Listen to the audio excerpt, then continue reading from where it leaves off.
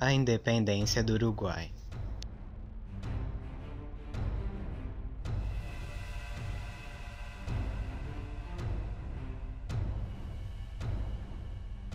Olá, estamos em 1822, época em que o Brasil acabara de declarar sua independência e época em que também acabara de se proclamar um império. Nessa época, o Uruguai ainda nem sonhava em se tornar um país independente ainda, e no Brasil era conhecido como Província da Cisplatina.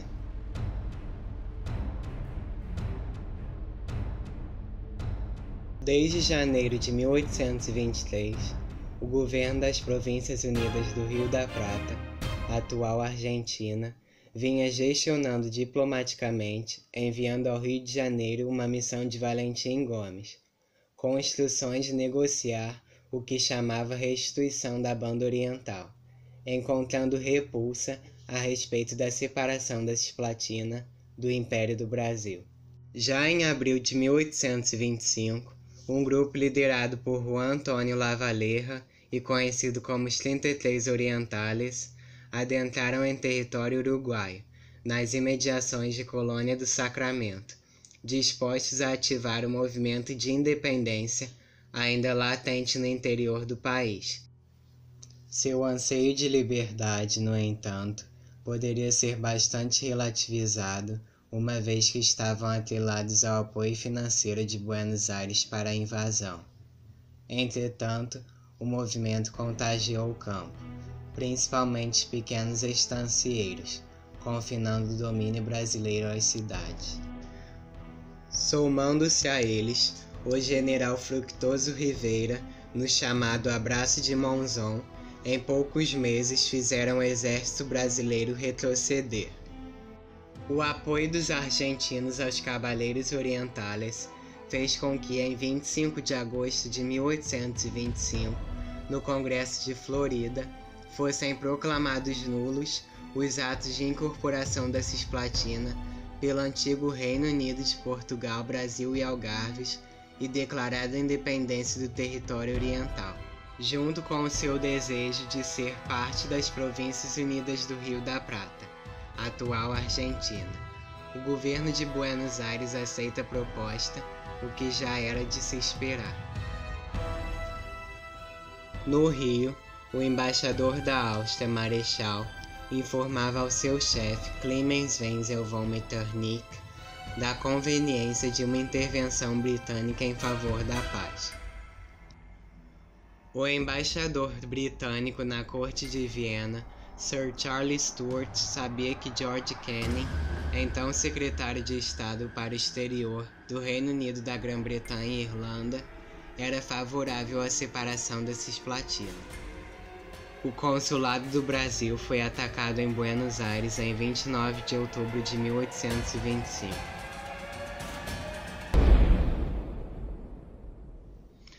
A ofensiva uruguaia era apoiada por tropas das Províncias Unidas do Rio da Prata. Em 10 de dezembro de 1825, um decreto do imperador Dom Pedro I reconhecia o estado de guerra que lhe movia o governo de Buenos Aires. Diante disto, o imperador do Brasil declarou guerra às Províncias Unidas do Rio da Prata, começando assim a campanha Cisplatina, Guerra Cisplatina, ou na Argentina, Guerra del Brasil. Por 3 anos, a guerra se manteve indefinida.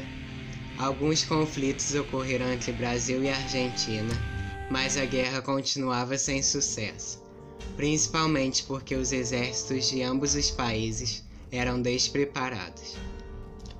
Os 3 desfechos políticos possíveis para este conflito bélico-diplomático eram a constituição de um Estado oriental, que seria o Uruguai, independente, que parecia impossível pela falta de garantias de estabilidade e de recursos, voltando à situação de 1816, com lutas entre facções e caudilhos. A outra era a consagração da União da Província Oriental, ou Cisplatina, às Províncias Unidas do Rio da Prata, o que parecia impolítico ao Brasil. Ou a manutenção da província cisplatina como parte integrante do Império Brasileiro.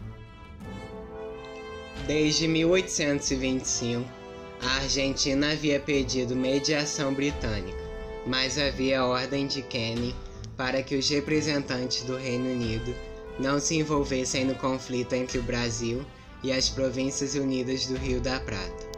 Até os Estados Unidos foram consultados, em 1826, para saber se poderiam interferir usando a doutrina Monroe, pois considerava Dom Pedro um rei português, e que a anexação antecedia a independência do Brasil e julgava-se intervenção na América uma interferência europeia.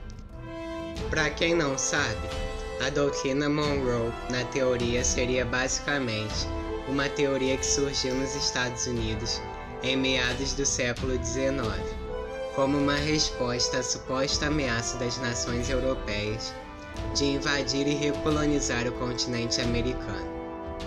O lema dessa doutrina era América para os americanos, e nela os Estados Unidos posicionavam-se como guardião da integridade territorial do continente, o que mais tarde se tornaria uma coisa bem diferente.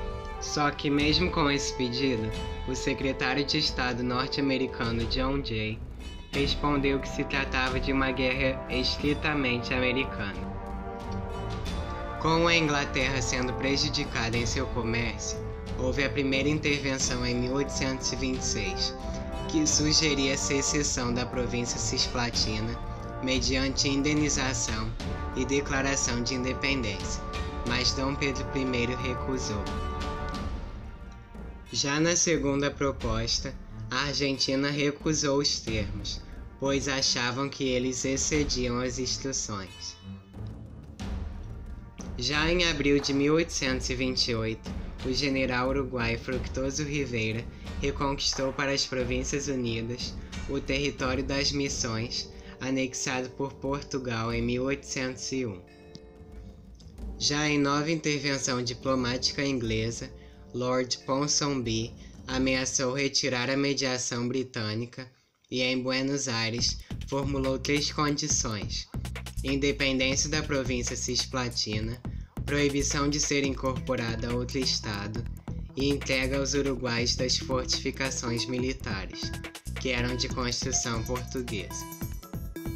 Finalmente, em 28 de agosto de 1828, se firmou o Tratado do Rio de Janeiro, ratificado em 4 de outubro do mesmo ano, e que daria definitivamente a independência ao Uruguai. Dom Pedro I renunciou a quaisquer direitos sobre a província cisplatina e o Brasil recuperava o território das Missões, que fica no Rio Grande do Sul. Formava-se então o Estado uruguaio, tendo o compromisso de não se unir à Argentina. Colocamos algodão entre 2 cristais, foram as palavras do mediador inglês. Entre 1828 e 1830, teve a denominação de Estado Oriental. Com a promulgação da Segunda Constituição do Estado Oriental em 1918, a denominação foi finalmente alterada para República Oriental do Uruguai. Pelo Tratado de 15 de maio de 1852, se estabeleceu a demarcação territorial fronteiriça com o Brasil pela embocadura do Arroio Chuí. O objetivo do Império era controlar o Rio da Prata e toda a bacia platina, principal via de acesso ao sudeste de Mato Grosso e ao oeste do Paraná, de Santa Catarina e do Rio Grande do Sul. E então o Uruguai se tornou independente. Nessa guerra tivemos certos vencedores e perdedores, e Dom Pedro I terminou a guerra com uma alta impopularidade.